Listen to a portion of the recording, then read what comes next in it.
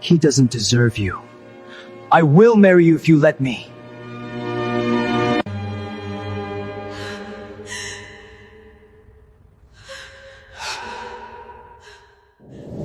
Brandon did not hesitate, but he did not look at her either. He simply dropped Aurelia's hands as if they burned him, stepping back so quickly that she stumbled. The silence in the church was deafening until the feedback from the microphone screeched. "I can't do this," Brandon whispered, his voice trembling, then louder for the back rows to hear. "I can't marry you, Aurelia. It's too much pressure." "I'm sorry." Gasps ripped through the room. Aurelia stood frozen at the altar, her stunning lace bodice suddenly feeling like a cage, her heart pounding as the man she thought was her future shattered her in front of everyone. Phones slowly rose. Whispers spread like toxic smoke. At the back of the church, a tall man dressed in a sharp black suit watched her. Korean, broad-shouldered, with a dark floral tattoo creeping up his neck. His eyes stayed locked on Aurelia, calm and focused, as if he had been expecting this exact moment. Brandon dropped the microphone and walked away, head down. Aurelia took a step after him, tears blurring her vision beneath her sheer veil. She was almost at the end of the aisle when a firm hand closed around her wrist. "Don't," the man in black said quietly. "Don't chase a coward." Aurelia tried to pull her wrist free, clutching her blue and white hydrangeas with her other hand. "Let me go," she said, her voice breaking. "I have to fix this. I need him." "No, you don't," the man said, and there was a certainty in his deep voice that cut through the panic threatening to drown her. "You don't need to chase a man who just left you standing alone in front of God and your family. You don't need to beg. You need to let him run." "Who are you?" Aurelia demanded, hysteria rising in her chest. "Why are you stopping me?" The man did not answer. Instead, he released her wrist and turned to face the altar. The entire congregation was watching them now.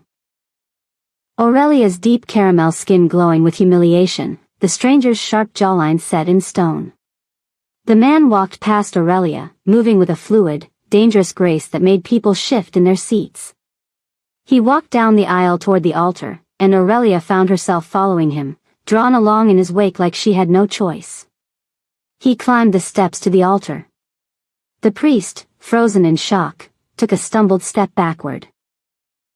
The man stood in the exact spot where Brandon had stood just minutes before, and he turned to look at Aurelia. He held out his hand to her, palm up, an invitation. Aurelia stared at him, her mind blank.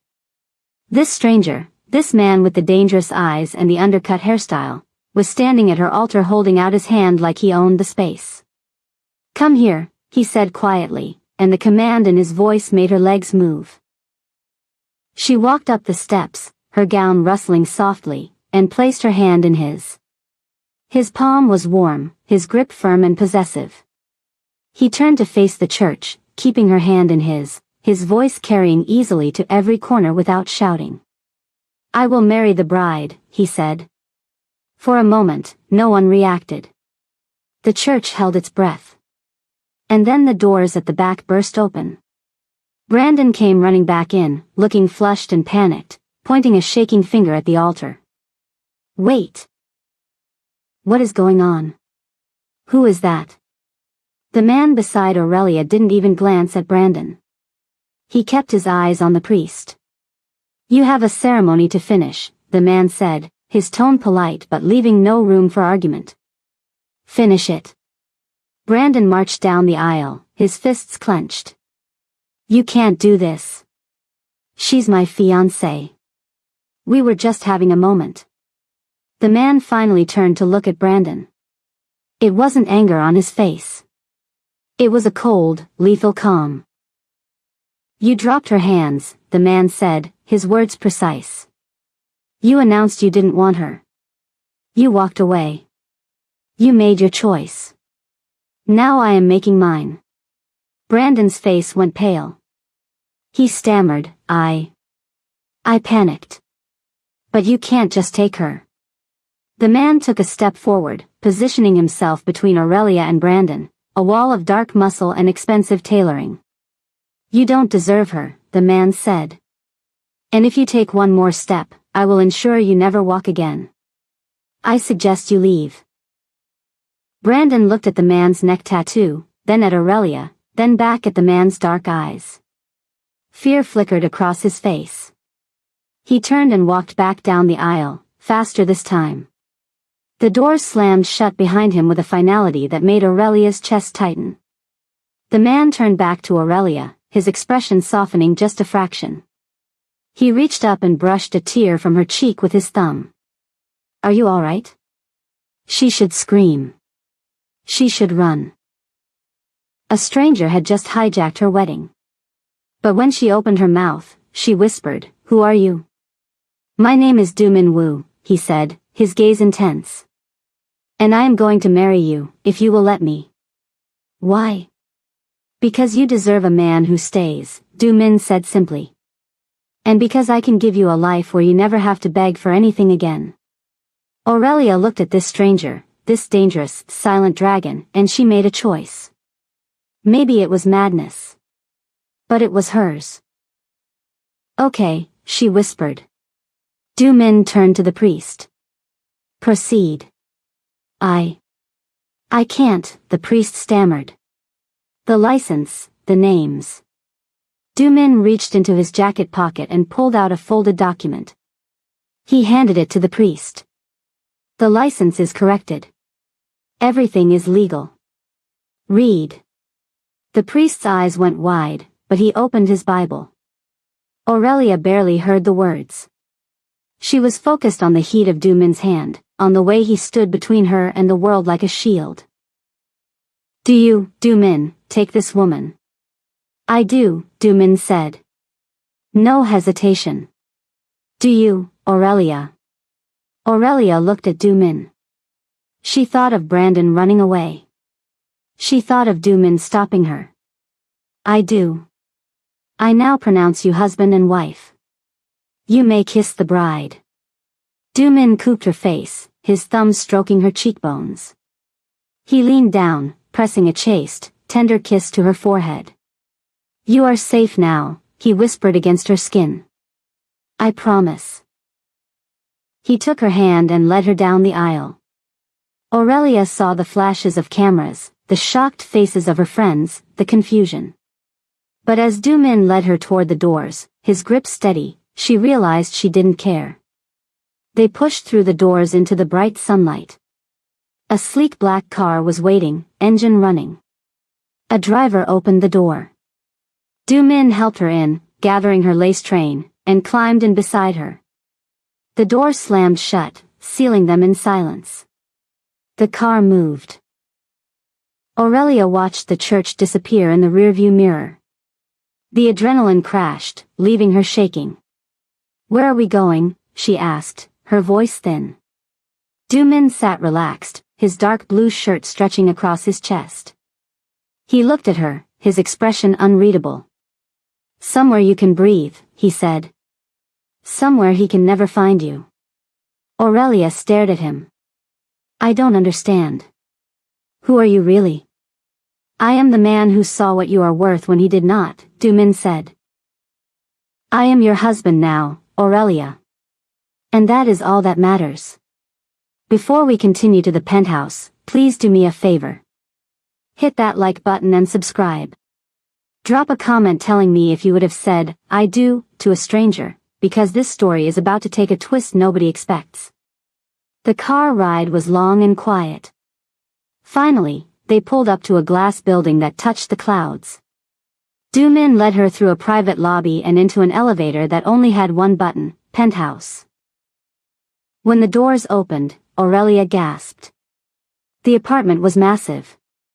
The walls were made entirely of glass, showing the whole city spread out below them like a toy set. The floors were shiny marble, and the furniture looked like it had never been sat on. It was beautiful, but it felt cold. "It's big," Aurelia whispered. She felt small in her wedding dress. A door opened, and an older Korean woman walked out. She wore a simple uniform and her gray hair was pulled back in a tight bun. She stopped when she saw Aurelia, her eyes going wide at the wedding dress. "Boss?" the woman asked, looking at Du-min. "Mrs. Park," Du-min said in a calm voice. "This is my wife. Please prepare the guest room for her." Mrs. Park looked shocked, but she bowed her head quickly. "Yes, sir. Right away." She gave Aurelia a kind, but confused smile.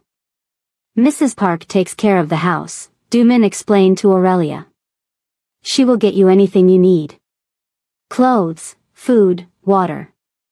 He checked his watch. "I have business to attend to. Make yourself comfortable." Before Aurelia could ask him a single question, he turned and walked back toward the elevator, leaving her alone in the glass castle. Night fell over the city, turning the glass walls of the penthouse into dark mirrors. Aurelia stood nervously in the center of the massive bedroom, still clutching the silk robe Mrs. Park had given her. She felt like an intruder in this expensive world. When the door handle turned, she jumped, her heart hammering against her ribs. Du-min walked in, having shed his suit jacket and tie. He looked tired, but his eyes were still sharp and alert. He stopped when he saw her standing there, trembling like a leaf. He didn't come closer. Instead, he stayed near the doorway, keeping a respectful distance. "You will sleep here," he said, his voice deep and calm. He pointed to the king-sized bed with crisp white sheets. "I will sleep on the couch in the living room." Aurelia blinked, surprised. She didn't know what she expected from a mafia boss on a wedding night, but it wasn't this. "But, we are married," she whispered, her voice barely audible. Du-min shook his head slowly. "We are married on paper," he said firmly. "I did not marry you to take advantage of you, Aurelia. I married you to keep you alive. You are safe here. Lock the door if it makes you feel better." He turned and walked out without another word, closing the door softly behind him. Aurelia listened to his footsteps fade away. She walked to the door and clicked the lock, but for the first time all day, she didn't feel like she was in danger. She felt like someone was actually guarding her. Bright sunlight hit Aurelia's face, waking her up instantly. For a split second, she thought she was back in her small, cozy apartment. Then she saw the expensive high ceiling and the endless view of the city skyline through the glass walls. The memories of the wedding crashed down on her like a heavy wave. Brandon leaving. The stranger claiming her. The silent car ride. She sat up quickly, her heart racing. The room was empty. The door was still locked from the inside. She scrambled out of bed and looked around for her things. Her purse was on the dresser, but when she dug through it, her phone was gone. Panic rose in her throat. She needed to call her best friend. She needed to call the church to apologize to the guests. She searched the drawers, under the bed, everywhere. Nothing. The room was silent except for the soft hum of the air conditioner. She walked to the window and looked down. People looked like tiny ants from up here. Cars were just specks of color. She realized with a sinking feeling that she wasn't just in a luxury apartment. She was in a fortress high above the clouds. She was completely cut off from the world she knew. There was no way down, no phone to call for help, and no husband in sight. She was a bird in a glass cage, and she had no idea where the key was. Aurelia finally unlocked the bedroom door and stepped into the hallway. The rich smell of coffee drew her toward the kitchen. Du-min was there, sitting at the island and reading a newspaper. He wore a simple black t-shirt that showed off the strong muscles in his arms and revealed more of the dark floral tattoos creeping up his neck. He didn't look up when she entered. "Your phone is on the counter," he said, his voice level. Aurelia grabbed it immediately, clutching it like a lifeline. "Why did you take it?" she demanded, her voice shaking with anger. Du-min finally looked at her. His eyes were serious and intense. "To protect you from the news," he said. Sit down, Aurelia. I need to tell you who I really am. She sat slowly on a bar stool, watching him carefully. I am not just a businessman, he began. In my country, they call me the Silent Dragon. I run an organization that handles difficult problems. My enemies are dangerous people. Yesterday, my enemies were watching that church. If Brandon had left you there alone, you would have looked weak. A target. By marrying you, I made you untouchable. Aurelia stared at him, her mouth slightly open. You're in the Mafia, she whispered. I am the man who keeps order, he corrected gently. And now, you are part of that order. As long as you are my wife, no one will dare to hurt you. But you must trust me. Just as Aurelia was processing the terrifying news, her phone buzzed in her hand. The screen lit up with a name that made her stomach turn, Brandon. She stared at it, her thumb hovering over the screen, paralyzed. It buzzed again. A text message popped up. Aurelia, please. I made a huge mistake. Let me explain. Who is that guy? Doomin's hand shot out across the marble counter before she could even react. He took the phone from her hand gently but firmly. Don't, he said. He had his chance. Aurelia felt a tear slide down her cheek, hot and stinging. He says he's sorry, she said weakly, hating herself for even caring. Doomin looked at the message, his face hardening into stone. Sorry is a word for spilling coffee, he said coldly. Sorry is not for destroying a woman's life in front of her family. He tapped the screen a few times, his fingers moving fast and precise. What are you doing? Aurelia asked, panic rising. I am blocking him, Doomin said without looking up. He does not get to crawl back now that he sees you are safe. He threw you away like garbage. I picked you up.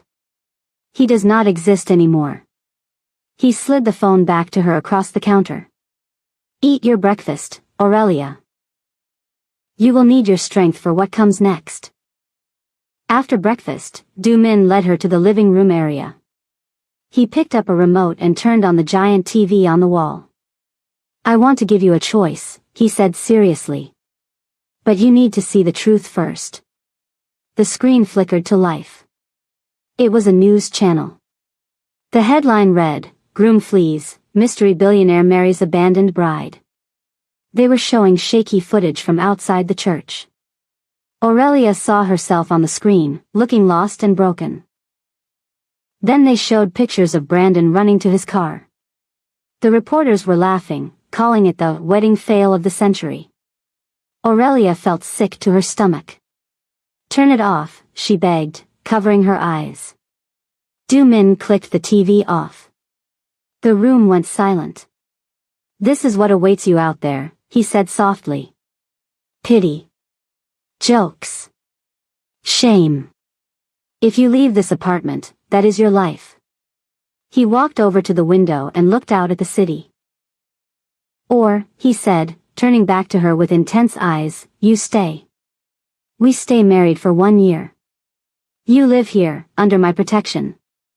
You live like a queen. And in return, you help me look like a settled family man to my investors. He held out a hand. The contract is simple. Safety for loyalty. Do you accept? Aurelia looked at the black screen of the TV, then at the strong hand waiting for her. She took a deep breath. I'll stay, she said. The next morning, the living room looked like a luxury department store had exploded. There were stacks of black boxes tied with silk ribbons, racks of beautiful dresses, and rows of shining shoes. Aurelia stared at the mountain of clothes, her mouth hanging open. Mrs. Park was already busy unpacking a long red gown. Doomin walked in, sipping his coffee as if this was completely normal. What is all this? Aurelia asked, touching a soft cashmere sweater. Your new armor, Doomin replied calmly. He walked over and picked up a stunning silk dress. The clothes you brought with you are from your old life. They smell like sadness and a man who left you. He tossed the dress onto the couch. You are the wife of the silent dragon now. People will judge you by how you look. You cannot look like a victim. Aurelia bristled. My clothes are fine. Dumin shook his head, his dark eyes locking onto hers. Fine is not enough. You need to be untouchable. He stepped closer, his voice dropping to a whisper. Throw the old things away, Aurelia. Burn the past. You dress like a queen now. Aurelia ran her hand over the expensive fabric. It felt cool and strong. She looked in the mirror and realized he was right. The girl in the mirror needed to change if she was going to survive in his world. The crystal chandelier in the ballroom was brighter than the sun. Aurelia felt her heart hammering against her ribs as she walked into the gala on Dumin's arm. She was wearing the red silk gown, and her hair was swept up, revealing her neck. Every head in the room turned to look at them. These weren't normal business people, they were dangerous men with scars hidden under expensive suits. Chin up, Dumin whispered in her ear. Do not smile too much. Be cold. A man with a gold tooth approached them, smiling like a shark. Mr. Wu, the man said, his eyes scanning Aurelia disrespectfully. I heard you picked up a stray cat from a church. Aurelia froze. She wanted to shrink away, but she remembered Dumin's words. She was a queen. She looked the man dead in the eye and kept her face totally smooth. I am Mrs. Wu, she said, her voice steady and sharp. And I suggest you look at my eyes, not my dress. The man blinked, surprised by her strength. Dumin let out a low, dark chuckle. The man stepped back, bowing his head slightly in defeat. My apologies, Mrs. Wu. As they walked away, Dumin squeezed her hand. It was the first time she felt like his partner, not his prisoner. A few days later, Aurelia decided to surprise Dumin in his home office with lunch. She carried the tray Mrs. Park had prepared, feeling a little foolish but wanting to be helpful. The heavy oak door was slightly open. She heard a woman's laugh, low and husky. Aurelia stopped. She peeked through the crack. A stunning Korean woman in a sharp business suit was standing very close to Dumin's desk. She leaned over, placing a hand on his shoulder, whispering something in his ear. Dumin didn't push her away. He just listened, his face serious. Aurelia felt a hot, sick twisting in her stomach. It felt like fire. Who was she? Was this his real girlfriend? Was Aurelia just a fake wife to show off at parties? The tray shook in her hands, the silverware clattering loudly. Dumin's head snapped up. His eyes met hers through the crack in the door. The beautiful woman looked back and smirked. Aurelia felt tears sting her eyes. She turned and practically ran down the hallway, her chest heaving. She slammed the tray down in the kitchen and gripped the counter. She was supposed to be pretending. It was just a contract. So why did it hurt so much to see him with someone else? She realized with a terrifying jolt that she wasn't just acting anymore. She actually cared. The intercom in the penthouse buzzed loudly, interrupting the tense silence. Dumin walked over to the wall monitor and pressed the button. Yes? The security guard's voice sounded nervous. Sir, there is a man in the lobby. He says his name is Brandon Hunter. He is shouting that you kidnapped his fiancée. Aurelia dropped her book. He's here, she whispered, panic rising in her throat. Dumin's face went completely blank, which was scarier than if he had yelled. Stay here, he ordered Aurelia. He walked to the elevator, buttoning his suit jacket. Dumin, don't hurt him, she cried out. I will simply talk to him, Dumin said calmly. The doors closed. Aurelia ran to the monitor. She watched the black and white screen as Dumin walked into the lobby. Brandon was waving his arms, looking angry. Dumin didn't wave. He just walked up to Brandon and whispered something. Brandon poked Do-min in the chest. That was a mistake. In a blur of motion, Do-min grabbed Brandon's hand. On the screen, it looked like a handshake, but then Brandon crumbled to his knees, his mouth open in a silent scream. Do-min leaned down, whispered one last thing, and let go. Brandon scrambled up, cradling his hand, and ran out the door. Do-min returned upstairs minutes later, straightening his cuffs. He slipped, Do-min said simply. He will not bother us again. Rain lashed against the windshield of the black car as they drove home from a late dinner. The tension between them about the woman in the office was still thick. Suddenly, a pair of headlights blinded them. A truck swerved into their lane, forcing the driver to spin the wheel hard. Hold on. Do-min shouted. The car skidded sideways on the wet pavement, tires screeching like banshees. Aurelia screamed as the world spun. They slammed into the guardrail with a metal crunch, jerking to a violent stop just inches from a drop-off. Silence filled the car, broken only by their heavy breathing. Aurelia. Do-min unbuckled his seatbelt and grabbed her face, checking for glass. Are you hurt? Look at me. She was shaking uncontrollably, her eyes wide with terror. I'm okay, she gasped. I'm okay. The adrenaline was pumping through her veins like electricity.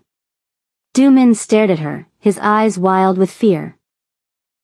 Not for himself, but for her. He looked at her lips, then back at her eyes.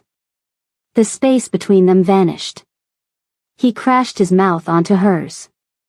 It wasn't a gentle wedding kiss. It was desperate, hungry, and full of fear.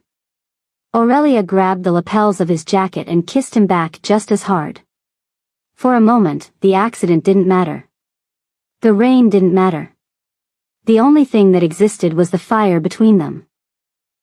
The black car rolled to a stop in front of a crumbling brick building that Aurelia knew better than her own reflection.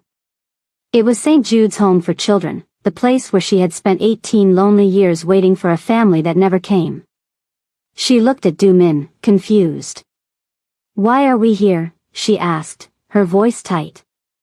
Do-min unbuckled his seatbelt. To fix the past, he said simply. They walked inside, the smell of old cleaning polish bringing back a flood of memories. The headmistress, Mrs. Gable, looked shocked to see Aurelia in expensive clothes holding the arm of a powerful man.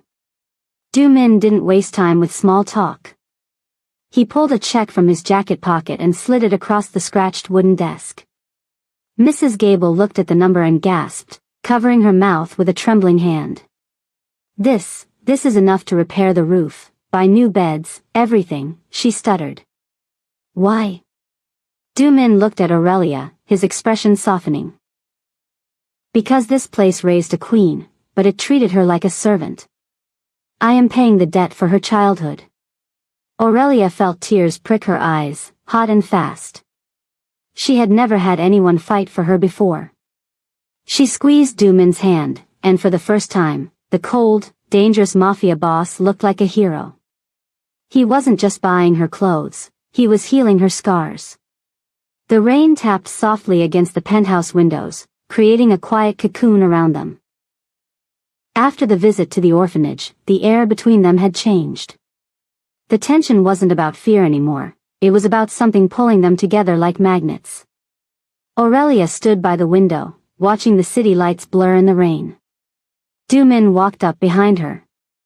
He didn't touch her at first, but she could feel the heat radiating from his body. You are quiet tonight, he murmured. Aurelia turned to face him. The darkness of the room made his eyes look endless.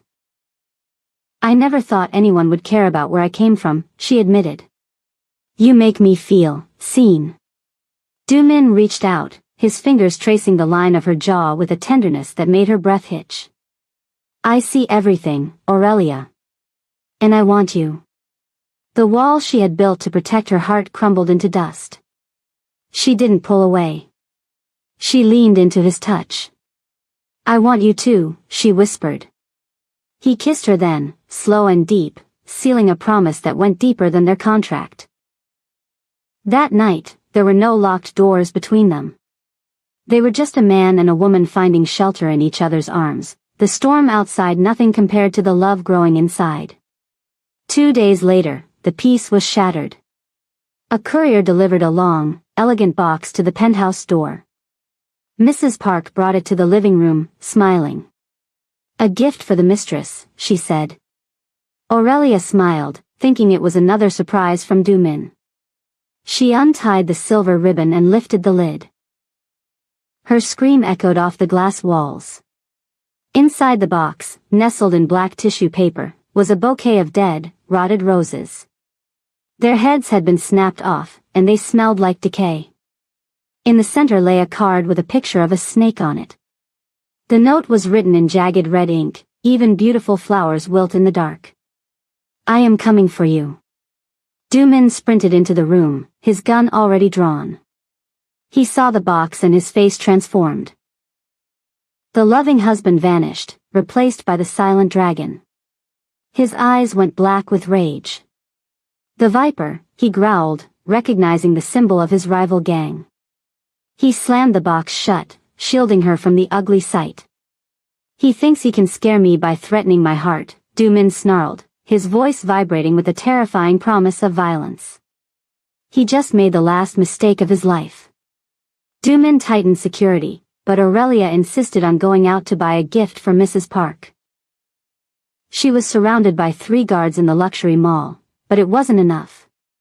As she stepped out of a boutique, a gray van screeched onto the curb. Masked men jumped out, moving with military speed. They knocked the guards down and grabbed Aurelia. She screamed, kicking and fighting, but they were too strong. They were dragging her toward the open van door when a black sports car roared around the corner, jumping the curb and smashing into the van. Dumin leaped out of the car before it even stopped moving. He didn't look human, he looked like a wild animal. He threw himself at the kidnappers, moving so fast Aurelia couldn't track him. He broke an arm, kicked a knee, and slammed one man's head into the pavement with a sickening crack. The kidnappers, realizing they were fighting a demon, scrambled back into their broken van and sped off, leaving one of their own behind. Dumin didn't chase them. He turned to Aurelia, his chest heaving, his knuckles bloody. He grabbed her face, checking her frantically for injuries. "Did they touch you?" he roared, his eyes wild. "Did they hurt you?" Aurelia shook her head, trembling. He pulled her into his chest, burying his face in her hair, shaking with the aftershocks of pure, feral fear.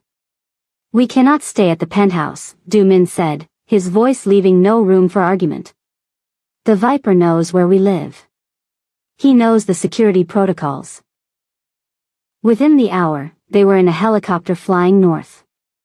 They landed at a secluded cabin deep in the mountains, surrounded by snow and tall pine trees. It was a safe house, completely off the grid. There was no Mrs. Park, no guards, no internet. Just the 2 of them and a fireplace. For the first few days, Dumin was tense, checking the perimeter every hour with a rifle in his hand. But slowly, the isolation began to work its magic. Without the noise of the city or the business, they were just 2 people. Dumin chopped wood, his shirt clinging to his sweat. Aurelia cooked simple meals over the fire. They spent long evenings talking about their childhoods, their fears, and their dreams. Aurelia watched him sleep by the fire one night, his face finally relaxed and young, and realized she wasn't just grateful to him anymore. She wasn't just attracted to him. She was in love with him. And in this small wooden cabin, hidden from the world that wanted to tear them apart, she realized that he loved her too. Dumin paced the wooden floorboards of the cabin, his boots thumping loudly in the quiet room. He held a satellite phone to his ear, his knuckles white. How did they find the route? He snapped into the receiver. He listened for a moment, his face turning red with anger. That is impossible. Only 3 people knew. He threw the phone against the log wall. It shattered into plastic pieces. Aurelia jumped from the couch, dropping the blanket she was folding. "What is it?" she asked, her voice trembling. "We have a leak," Du-min said, his voice low and dangerous. "Someone on my payroll sold our location to the Viper. They know we are here." He started grabbing bags and packing weapons with terrifying speed. "We have to move. Now. The helicopter is coming back." Aurelia helped him pack, but her hands shook uncontrollably. Who could it be? The loyal driver? Mrs. Park? The fear returned, colder than the snowstorm outside. They weren't just fighting an enemy outside the walls, they were fighting a ghost inside their own home. Nowhere was safe anymore. While Du-min went outside to check the perimeter for intruders, Aurelia packed his black travel bag. She saw a heavy metal case at the bottom. It was usually locked with a keypad, but in his rush to pack, Du-min had left it slightly open. Curiosity got the better of her. She knew she shouldn't look, but she lifted the heavy lid. Inside wasn't money or guns. It was a thick yellow folder. On the tab, written in black marker, was her name, Aurelia Pierce. She froze. Her heart hammered against her ribs as she opened it. There were photos of her from high school. Photos of her at her first job at the diner. Photos of her meeting Brandon for the first time. She looked at the date on the first document. It was from 5 years ago. Long before the wedding. Long before she met Du-min. He hadn't just saved her by accident. He had been watching her for years. The cabin door banged open and Du-min rushed in, snow clinging to his dark hair and eyelashes. "The chopper is 5 minutes out," he yelled over the wind. "Let's go, Aurelia." He stopped dead when he saw her. She wasn't moving toward the door. She was standing by the table, holding the open file and shaking hands. Her eyes were wide and filled with tears, but they weren't happy tears anymore. "What is this?" she whispered, holding up a picture of herself from college. Du-min went still. The color drained from his face. "Aurelia, put that down. We don't have time." "Make time," she screamed, throwing the papers at him. Photos of her entire life scattered on the floor like confetti. "You knew me. You've been watching me for years. Was the wedding a setup? Did you stalk me? Who are you really?" Du-min closed his eyes and let out a heavy sigh. "I didn't stalk you," he said softly. "I was protecting you. Your father wasn't just a mechanic who died in a crash," Du-min said, stepping over the scattered photos. "He was my father's accountant.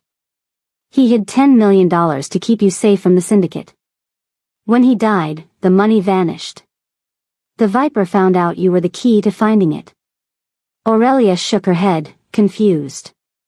"That doesn't explain the wedding. That doesn't explain Brandon." Du-min looked her dead in the eye. "Brandon didn't leave because he was nervous, Aurelia. He left because I wired $5 million to his offshore bank account that morning." Aurelia gasped, covering her mouth. "I bought him off," Du-min confessed. "I knew he was weak. I knew he wouldn't protect you when the Viper came for the money. So I paid him to leave, and I stepped in to save you. It was the only way to keep you alive without starting a war. I had to marry you to make you untouchable." The slap echoed through the small cabin. Aurelia stared at her own hand, stinging from hitting him. "You bought me," she choked out, tears streaming down her face. "You think you're a hero? You treated me like a used car at an auction. You tested my fiancé and paid him to break my heart." Du-min reached for her, his face full of regret. "I did it to save you. I had to." "No," Aurelia sobbed, backing away from him. "You did it to control me.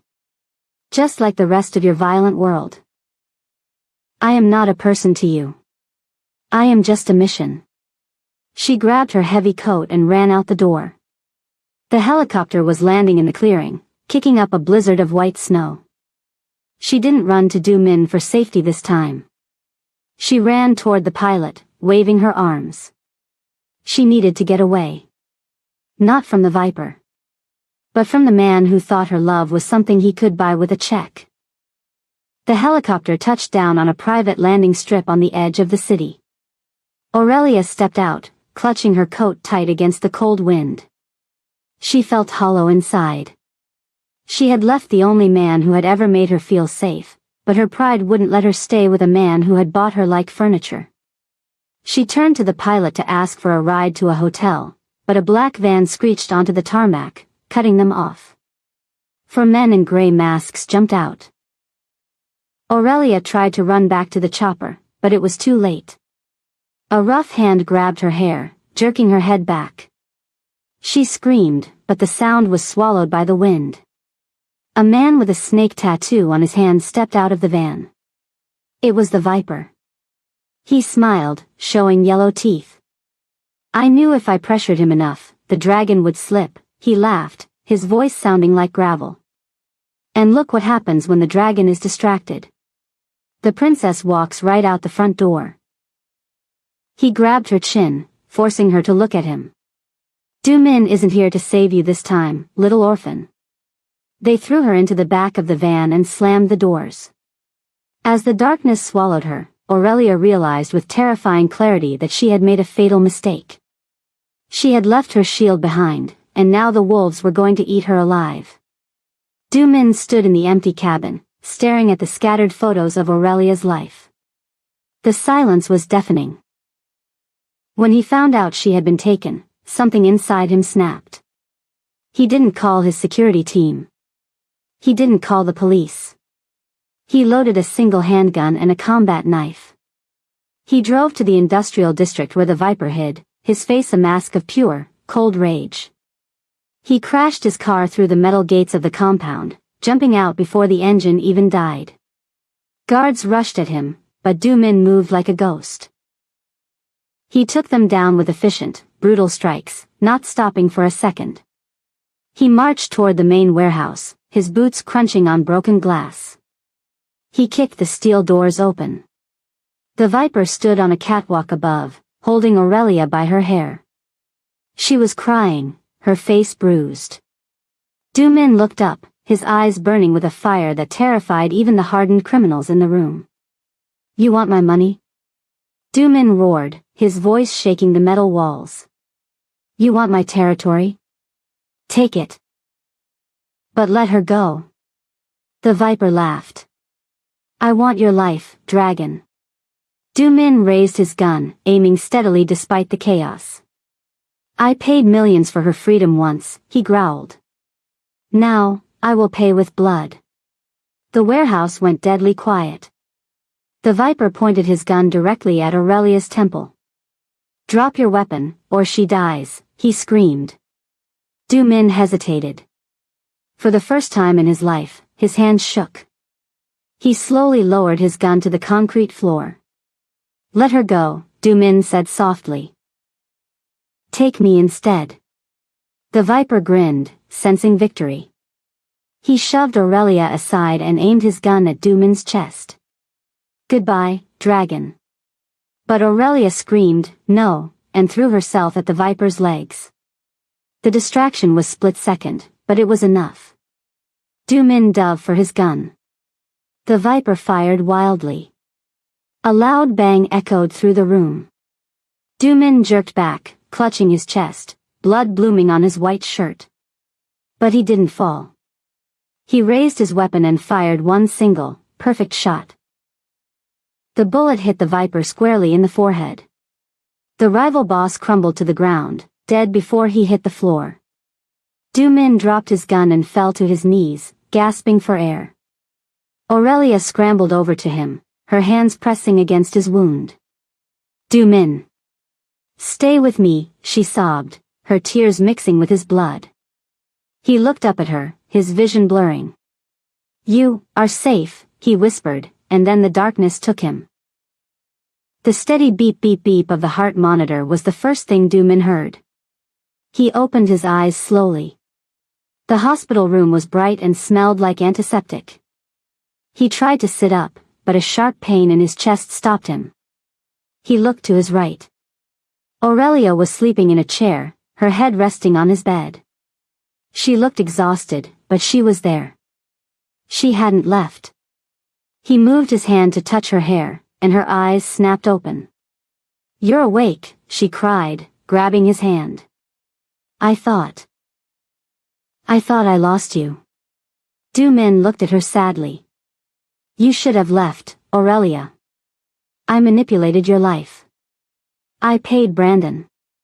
Aurelia shook her head firmly. "I had a lot of time to think while you were in surgery," she said. "Brandon took the money and ran. He didn't care if I was safe or happy. He just wanted the cash. You paid $5 million not to own me, but to get a coward out of my way." She kissed his knuckles gently. "You took a bullet for me, Du-min. Brandon wouldn't have taken a paper cut for me. I know the difference now. I know who really loves me." Du-min let out a breath he didn't know he was holding. "I love you," he whispered. "More than life." A month later, the penthouse was filled with flowers, not dead ones, but fresh, blooming white roses. There were no guests. No cameras. No press. Just Aurelia, Du-min, and a quiet officiant standing by the glass window overlooking the city. Du-min wore a black suit, but this time, he wasn't hiding his tattoos. Aurelia wore a simple, elegant white dress that she had picked herself. She didn't look like a scared orphan anymore. She stood tall, her chin up, radiating strength. She looked like a woman who had walked through fire and come out unbreakable. Du-min held her hands, looking at her with total devotion. "I, Du-min, take you, Aurelia, to be my wife," he said, his voice steady. "Not to protect you, but to love you. Not as my responsibility, but as my equal." Aurelia smiled, and it was the brightest thing in the room. "I, Aurelia, take you, Du-min, to be my husband. I accept your world. I accept your past. And I choose you, every single day." He slid a new ring onto her finger, simple, heavy gold. He kissed her, and it felt like coming home. She looked out at the city below. She wasn't just a survivor of the system anymore. She was the wife of the silent dragon. She was the matriarch of the Wu family. And she was finally, truly, loved. Sometimes, the fairy tale doesn't start with "once upon a time." Sometimes, it starts with a shattered dream, a dangerous choice, and a love that fights through the darkness to find the light. Remember, you deserve a love that doesn't just promise to stay, but proves it when the world falls apart. If you loved this story of Aurelia and her silent dragon, please hit that like button and subscribe for more romance that breaks the rules. Drop a comment below. Would you have forgiven Du-min for buying off the groom? I want to hear your thoughts. And don't forget to share this story with someone who needs a reminder that true love is worth fighting for. Thanks for watching.